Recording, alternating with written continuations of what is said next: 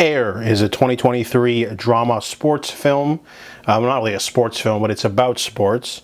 My friend wanted to see this because he's a huge fan of Jordan sneakers. I don't know anything about them, but I just wanted to watch the movie because he did. This is directed by Ben Affleck and written by Alex Convery. His first screenplay that was touched up a little bit by Ben Affleck and Matt Damon. We know they're pretty good screenwriters from Good Will Hunting, so I was really excited because the movie also has a pretty stacked cast. It also has a certified high 90s rating on Rotten Tomatoes. So there's a lot of stuff to like going into the movie just off of that.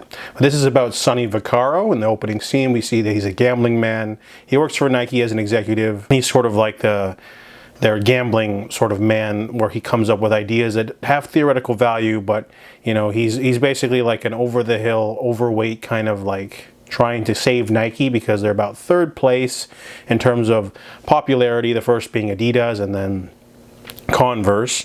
Then we also get an introduction of the ensemble cast. You get a lot of different characters. There's Phil Knight, the CEO of Nike, played by Ben Affleck.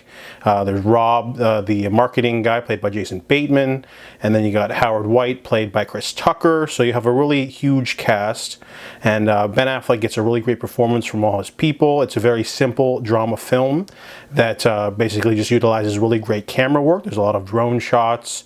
80s aesthetic. It's all talking. It's kind of like Moneyball. The movie's basically just all talking about on the phone, face to face, doing meetings, a couple of, you know, discussions. Everything's basically in the dialogue. So the script's pretty good and punchy. Everyone gets a lot to do though. I really liked how there's so many different characters. Everyone gets their time to shine throughout the film. So it's like a little bit balanced in that regard.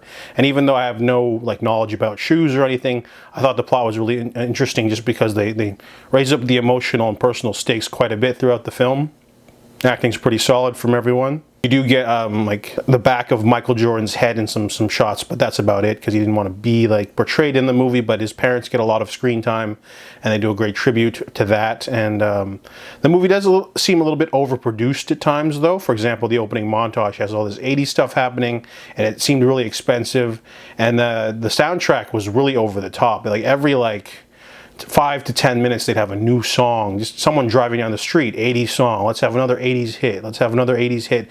It felt like they tried to like lean onto that too much. You don't really need to do that. I know the movie's expensive because it's an 80s period piece and you have all these references to like Rubik's Cubes and toys and whatever was popular at the time, but they definitely spent way too much on like set design and stuff. I mean, not set design, more so the soundtrack than the set design. But overall, Air is a pretty solid drama film. Even if you have no knowledge about shoes or sports, it's still an entertaining film because it's well directed, it's well written, and well acted. So I give Air a 7.5 out of 10.